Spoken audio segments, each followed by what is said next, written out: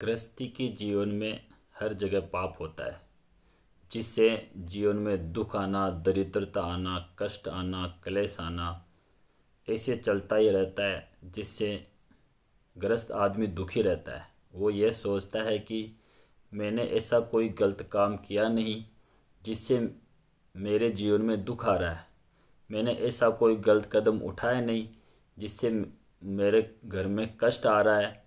वह सोचता रहता है, लेकिन उसको पता नहीं रहता है कि मैंने ऐसे कौन से पाप किए, मेरा ऐसा कौन सा पाप है जिससे मेरे को कष्ट हो रहा है, मेरे को दुख हो रहा है।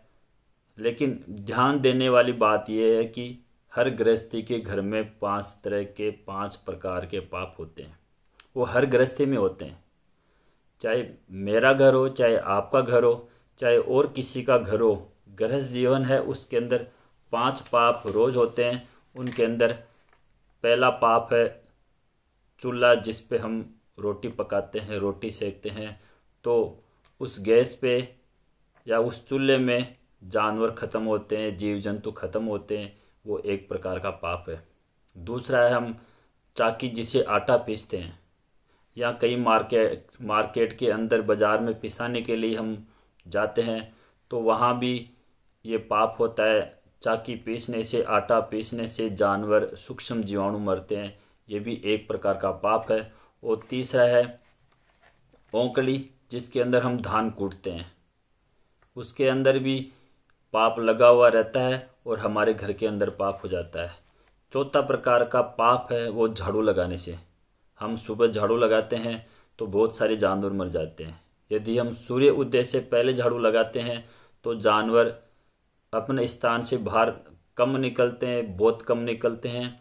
इसलिए झाड़ू सूर्य उदय से पहले ही लगानी चाहिए। यदि हम बाद में लगाते हैं तो सूर्य उदय के बाद जीव जंतु बाहर निकल आते हैं, और जब हम झाड़ू लगाते हैं तो बहुत सारे जानवर ख़त्म हो जाते हैं, मर जाते हैं। उसका पाप भी हमें लगता है। और 5वां प्रकार का पाप है वो जलपात्र। हम पानी का कटोरा रखते हैं, पानी का मटका रखते हैं, या पानी को हम बखेरते हैं, पानी को हम गर्म पानी को हम ज़मीन पर डोल देते हैं, जिससे भी पाप होता है। ज़मीन के अंदर फेंक देते हैं, उससे भी पाप होता है। ये 5 प्रकार के पाप है जो गृहस्थ जीवन के अंदर होते हैं, जिससे हमें कष्ट होता है। एक दिन में 5 पाप हो गए, 2 दिन में 10 पाप हो गए, 3 दिन में 15 पाप हो गए। ऐसे करते करते 1 महीने में 30 दिन के अंदर 150 पाप हो गए, और 1 साल के अंदर 1800 पाप हमारे हाथ से रोज हो रहे हैं। ये 1800 पाप रोज होने से हमारे घर के अंदर कलेश बना रहता है, हमारे घर के अंदर पीड़ा चलती रहती है। ये पाप इतने बढ़ जाते हैं कि हमें पता ही नहीं रहता, और ये पाप दुख का कारण बन जाते हैं, और फिर ये फल देने के सन्मुख हो जाते हैं, और हमारे घर के अंदर बीमारियां शुरू हो जाती है। घर में कलेश होना, घर में दुख आना, धंधे में बरकत नहीं होना, व्यापार में घाटा लगना, या दिवालिया हो जाना, कर्जा हो जाना, घर में कोर्ट कचहरी में केस लग जाना, या दुर्घटना हो जाना, या पालतू पशु हम पालते हैं उनमें खराबी हो जाना, वो बीमार हो जाना। ऐसे अनगिनत पाप है जो हमें घेर लेते हैं, और गृहस्थ जीवन में हमें समस्याओं पे समस्याओं का सामना करना पड़ता है, जिससे इंसान बहुत दुखी होता है, बहुत सारे उपाय करता है, लेकिन उसके समझ में नहीं आता है कि हम क्या करें।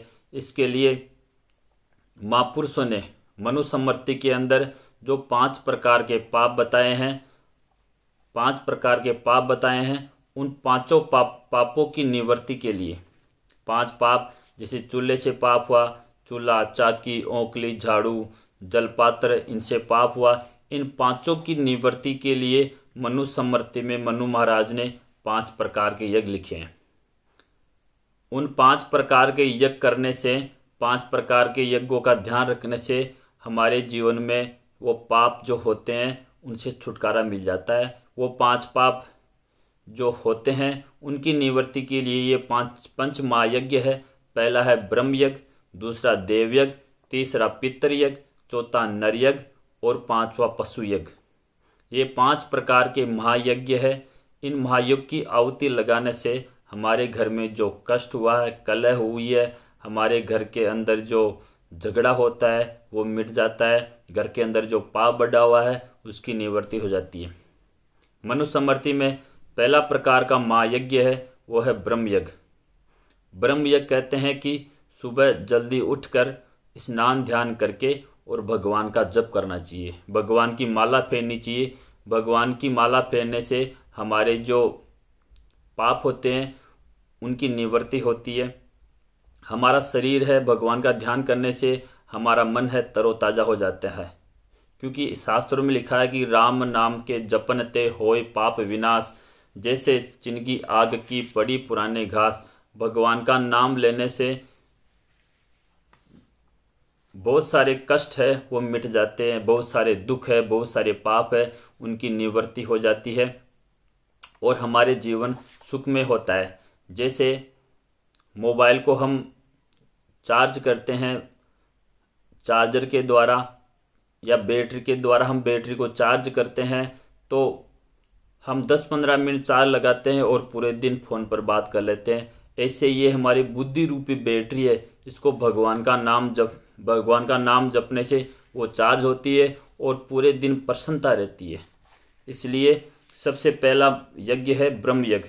ब्रह्म यज्ञ में सुबह जल्दी उठकर स्नान करके और भगवान का चिंतन करना चाहिए, जिससे ये ब्रह्म यज्ञ हो जाएगा। और दूसरे प्रकार का यज्ञ है वो देव यज्ञ।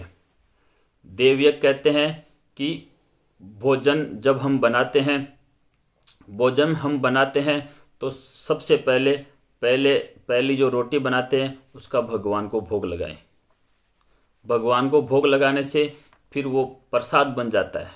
जैसे कोई आदमी शुभ कार्य में कोई स्वामणी करता है, कोई भोजन बनाता है, जैसे दाल बाटी चूरमा बनाया, वो जब तक भगवान को भोग नहीं लगाएगा तब तक वो चूरमा ही है। लेकिन जब भगवान को भोग लगा लेता है, चूरमा क्यों है? क्योंकि हम भोजन बनाते हैं तो जगरे में बहुत सारे जानवर मरते हैं, दाल बनाते हैं तो बहुत सारे जानवर मर जाते हैं, जिससे वो पाप है ना वो हमें लगता है। और उस पाप की निवृत्ति के लिए भगवान को भोग लगा देंगे तो वो फिर पाप नहीं रहेगा, फिर वो प्रसाद बन जाएगा और प्रसाद को जो आदमी खाता है उसको पाप नहीं लगता। इसलिए सबसे पहले जो भोजन बनाया, पहली रोटी भोजन में बनाई, उसका भगवान को भोग लगाना चाहिए। भगवान को भोग लगाने से वो प्रसाद बन जाता है और प्रसाद होने के बाद यदि हम खाएंगे तो किसी को पाप नहीं लगेगा। पहला ब्रह्म यज्ञ, दूसरा देव यज्ञ और तीसरा पितृ यज्ञ। पितृ कहते हैं कि अपने जो माता पिता है उनको पितृ कहते हैं, और बुजुर्ग जो गुजर गए हैं उनको भी पितृ बोलते हैं। शास्त्रों में भी लिखा है कि अतिथि देवो भव, मातृ देवो भव, पितृ देवो भव। तो जो पितृ यज्ञ है उसके अंदर जो पूर्वजों की जो नीति थी, पूर्वज जो सही तरीके से चल रहे थे, जी मार्ग पर चलने से हमारे घर में रिद्धि सिद्धि बरकत होती है, वो मार्ग अपन पूर्वजों की देख रेख के अंदर हम अपनाएंगे तो हमारे घर के अंदर कष्ट की निवृत्ति होगी। जैसे पहले ज़माने में लोग शराब नहीं पीते थे, हमारे बुजुर्ग जो पहले शराब नहीं पीते थे, चाय बीड़ी नहीं पीते थे, तो हमारा फर्ज है, हमारा कर्तव्य है कि उन्हीं के मार्ग पर, उन्हीं के बताए मार्ग पर हम चलें, जिससे वो पितृ यज्ञ हमारा सफल हो जाएगा और हमें पापों से निवृत्ति मिलेगी। चौथा प्रकार का यज्ञ है वो है नर यज्ञ। नर यज्ञ कहते हैं कि घर में कोई मेहमान आए, उनका सम्मान करना, सत्कार करना, जल पिलाना, भोजन खिलाना और आसन देना, क्योंकि शास्त्रों में लिखा है कि अतिथि देवो भव। अतिथि भगवान होता है, अतिथि देवता है। अतिथि को हम भोजन खिलाएंगे तो हमारे द्वारा सेवा होगी और सेवा का फल हमें इतना होगा कि हमारे पापों की निवृत्ति होगी। इसलिए घर में जो भी मेहमान आए उनको भोजन खिलाना चाहिए, जलपान कराना चाहिए और उनकी सेवा करनी चाहिए, जिससे नर यज्ञ हमारा सफल हो जाएगा। और पांचवें प्रकार का यज्ञ है वो है पशु यज्ञ। पशु यज्ञ में क्या करना है कि गायों को चारा डालना चाहिए, पक्षियों को दाना डालना चाहिए और छीका भरना चाहिए, चींटियों को अन्न डालना चाहिए, जिससे हमारा जो 5 प्रकार का यज्ञ है, पशु यज्ञ है, वो हो जाएगा। कुत्ते को रोटी खिलाना चाहिए।